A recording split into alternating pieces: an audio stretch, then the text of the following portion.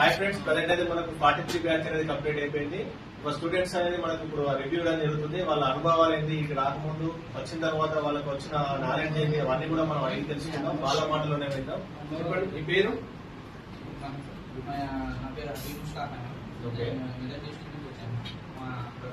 మెదక్ నుంచి వచ్చారు.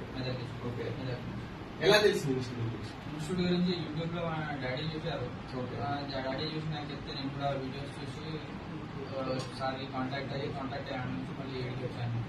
ఖచ్చితంగా సార్ చెప్పారు ఇలా ఉంటుంది, మేబీ ఇది చెప్తాం అంటే నేను చాలా బయట కూడా చూశాను. చిప్ లెవెల్ చెప్తారా అంటే ఒకసారి జగాలో ఖాళీ బేసిక్ మొబైల్ నాలెడ్జ్ చెప్తాం అది చెప్పారు. ఫీజు కూడా చాలా కంపేరింగ్ టు దీనికంటే డబల్ ఉండే. 2-3 జగాల తిరిగి లాస్ట్ కి ఇక్కడ వచ్చాను. ఇది ఎందుకు చూస్ చేసుకున్నారు? మరి చాలా ప్లేస్ లో మీరు తిరిగారు, చాలా ఇన్స్టిట్యూట్ అనేది మీరు వెళ్ళొచ్చామని చెప్తున్నారు. ఈ టెక్నాలజీనే దీన్ని మనం చూస్ చేసుకోవడం కారణం ఏంటి? బయట పోతే ఐఫోన్ ఆండ్రాయిడ్ 2 ఉన్నాయి, మాకు మేము ఆండ్రాయిడ్ ఐఫోన్ నేర్పిస్తామని చెప్పారు. కానీ టెక్నాలజీలో మీరు ఆండ్రాయిడ్ నేర్చుకుంటే ఆటోమేటిక్ గా మీకు ఐఫోన్ గురించి తెలుస్తుంది. రాగానే ఏదైతే నాలెడ్జ్ ఉందో బేసిక్ నుంచి వెళ్ళి స్టార్ట్ అయితేనే మనకు ఆ మొబైల్ పైన అవగాహన వస్తుంది. అప్పుడే దాన్ని మనం చిప్ లెవెల్ దాకా వెళ్ళి ఎనీ ఆండ్రాయిడ్ ఎనీ ఐఫోన్ ఏదైనా కూడా మనం నేర్చుకోవడానికి అవకాశం ఉంటుంది. ఏదైనా కానీ ఫస్ట్ స్టేజ్ లాస్ట్ స్టేజ్ కి వెళ్ళిపోమంటే ఎవరు కూడా వెళ్ళిపో. దానికంటూ కొన్ని బేసిక్స్ అవన్నీ తెలుసుకున్న తర్వాతనే మొబైల్ గురించి క్లియర్ గా మనం స్టెప్ బై స్టెప్ పోతే మనం దాని గురించి క్లియర్ గా తెలుసుకోవచ్చు. అంతేనా? అదే చెప్పారు. మాకు మొబైల్ చూసాను నేను ఆల్రెడీ, అన్ని లోపల కాంపోనెంట్స్ ఒకటే మాకు ఐడియా లేదు. కలర్ చూసి గుర్తుపడతారు, దాన్ని సైజ్ చూసి కూడా ఎలా దాన్ని ఏం గుర్తుపడాలి. ఇక్కడ వచ్చినాక మనకు step by step capacitor, resistor, coil, diode components ఏమేమి ఉంటాయి, దాన్ని ఎలా ఐడెంటిఫై చేయాలి తెలిసింది. మొత్తం ఎలా మనం స్టెప్ బై స్టెప్ ఛార్జింగ్, ఎలా ఫస్ట్ ఛార్జింగ్ హెడ్ ఫోన్ వస్తే ఎలా ఛార్జింగ్ పెట్టి ఎలా చెక్ చేయాలి, దాని తర్వాత ఛార్జింగ్ ఐసీ ఎట్లా చెక్ చేయాలి, దాని తర్వాత పవర్ ఐసీ ఎట్లా చెక్ చేయాలి, దాని తర్వాత ఈఎంఐసి సిపియు ఏ ప్రాబ్లం వస్తే వస్తుంది. కంప్లైంట్ అనేది మనకు వచ్చేదాన్ని బట్టి ఎక్కడ ఏ ఐసీ లో కంప్లైంట్ ఉంది, దాన్ని ఎలా చెక్ చేయాలి మాత్రం క్లియర్ గా తెలిసిపోయింది. స్టెప్ బై స్టెప్ మొత్తం తెలిసిపోయింది. ఇక ఇక్కడ పోయినా చెక్ చేసుకోవచ్చు. ఏమైనా ఒకవేళ డౌట్ ఉన్నా సార్స్ తో డైరెక్ట్ కాంటాక్ట్ చేయొచ్చు. సార్స్ 24 hours ఎప్పుడైనా నైట్ 12 కంటే ముందు ఎప్పుడు మెసేజ్ అయినా సపోర్ట్ చేస్తా అన్నారు. చూసినాం కూడా పాత బ్యాచ్ వాళ్ళకు సపోర్ట్ కూడా చేశారు. కాకుండా ఇప్పుడు మామూలుగా ఇప్పుడు వెనకాల గ్రాఫిక్స్ టచ్ కంప్లైంట్స్ ఉంటాయి, దాన్ని సపరేటర్ మీద చేయడం ఇవన్నీ కూడా మీరు నేర్చుకున్నారు. చేయగలుగుతారు. ఏ వర్క్ వచ్చినా కూడా మీరు అయితే చేయగలుగుతారు. ఇంకా మీరు అంటే ఇప్పుడు సాఫ్ట్వేర్ సంబంధించి ఏమైనా క్లాసులు జరిగినాయి? సాఫ్ట్వేర్ నుంచి కూడా మొత్తం జరిగింది సార్. లాక్స్ ఎలా చేయాలి, పార్క్ ఎలా చేయాలి, ఫ్లాష్ ఎలా చేయాలి, మళ్ళీ ఆన్లైన్ లో ఎలా లాక్స్ తీయాలి, సామ్సంగ్ ఫోన్స్ అన్లాక్ కాదు సిస్టమ్ మీద అలా ఆన్లైన్ లో కనెక్ట్ ఎలా తీయాలి, దాని గురించి కూడా ప్రతి మొబైల్ చిప్ సెట్ అన్ని టోటల్ గా నేర్చుకున్నారు. ఐఫోన్ ఎలా తీయాలి, ఆండ్రాయిడ్ ఎలా తీయాలి, దాని గురించి క్లియర్ గా చెప్పారు. మీడియాటెక్ ఎట్లా ఉంటుంది, క్వాల్కామ్ ఉంటే ఎలా తీయాలి. అంటే ప్రతి చిప్ సెట్ అంటే మొబైల్ లో ఉండే ఏ మొబైల్ అయినా కూడా దానికి సంబంధించిన లాకింగ్స్ కానీ ఫ్లాషింగ్ కానీ దాన్ని ఎలా ఐడెంటిఫై చేయాలి, ఎలా దానికి కంప్లైంట్ ఉంటే దాన్ని ఎలా రిమూవ్ చేయాలి, లేకపోతే దానిపైన మనకు డాటా సేఫ్ ఎలా చేయాలి, ఇవన్నీ కూడా మీరు క్లియర్ గా నేర్చుకున్నారు కదా. ఇంకా ఏమన్నా మీకు అంటే క్లియర్ ఇక్కడికి రాకముందు ఇప్పటికి వచ్చిన తర్వాత మీకు మొబైల్ పైన మీకున్న అవగాహనతో మీరు ఏదైనా వర్క్ చేయడానికి రెడీగా ఉన్నారా?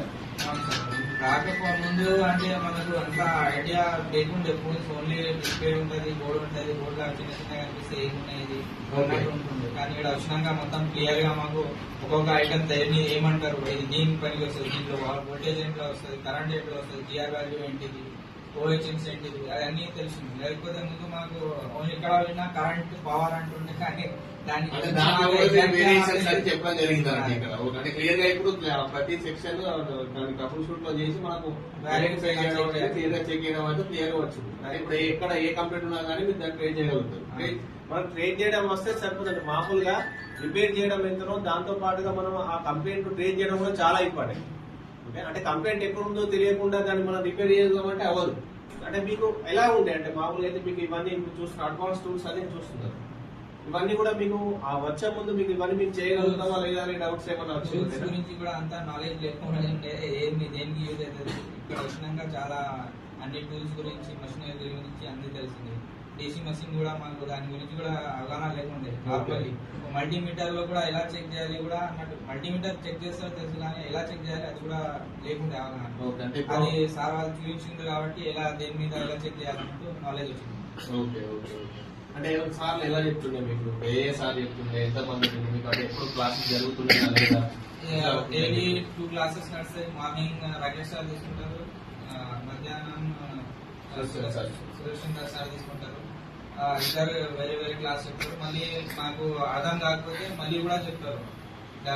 హిందీ వాళ్ళు ముస్లిమ్స్ ఉంటారు, నేను ముస్లిమే, మాకు కూడా హిందీలో అర్థం కాకపోతే హిందీలో కూడా చెప్తారు, తెలుగులో కూడా చెప్తారు.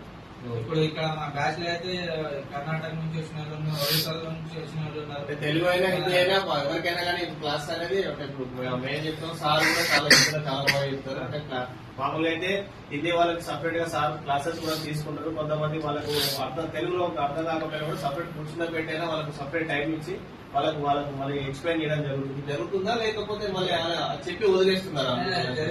డౌట్ ఉంటే సార్కి అడిగితే ఇద్దరు చెప్తారు. 2 సార్లు కాకుండా ఇద్దరు ఓల్డ్ బ్యాచ్ వాళ్ళు కూడా ఇద్దరు ఉన్నారు, వాళ్ళు కూడా మాకు చెప్తారు. వస్తారు వాళ్ళకి ఓల్డ్ బ్యాచ్ కూడా ఎప్పుడైనా డౌట్ ఉంటే వస్తారు సార్ వాళ్ళతో. అప్పుడు మేము కూడా దాన్ని కూడా చూసుకుంటాం. ఏమైనా డౌట్స్ ఉంటే ఎలా ప్రాబ్లమ్ షూట్ చేయాలి, వాళ్ళు కూడా అర్థం కాకపోతే సార్ వాళ్ళ దగ్గర వస్తారు. చాలా మంది వాట్సాప్ మీద కూడా వీడియోస్ పంపించి కూడా ప్రాబ్లమ్ సాల్వ్ చేసుకుంటారు. చెప్పండి, మీరు చెప్పండి, మీకు ఎలా ఉంది? మీ ఫీలింగ్ ఎలా ఉంది ఇక్కడికి వచ్చిన తర్వాత? कर्नाटक से आया हूँ सर। मेरे को मालूम है था कि यूट्यूब है, मेरे भाई ने यूट्यूब में देखा था इसको इंस्टीट्यूट के बारे में, सर से कांटेक्ट किया, सर से बुलाया सर इंस्टीट्यूट को, सर से बात की, फिर आगे मुझे बोले जाके देखते हैं इंस्टीट्यूट कैसा है। तो मैं आगे देखा, मुझे बहुत अच्छा लगा। फिर आगे फिर सर से बात कर सबसे पूरा क्लियर समझा दिया गया, ऐसे एडवांस बेसिक से लेकर एडवांस तक आपको समझाते एक्सप्लेन करते पूरा जो भी आपको कॉन्फिडेंस आता है। तो मैं दूसरे दिन आगे एडमिशन लेने के यहाँ आया, तुम्हें कुछ भी आता नहीं था सर, जैसे कि जैसे सर क्या इसकी गियर वाली क्या होती है कुछ भी नहीं मालूम था।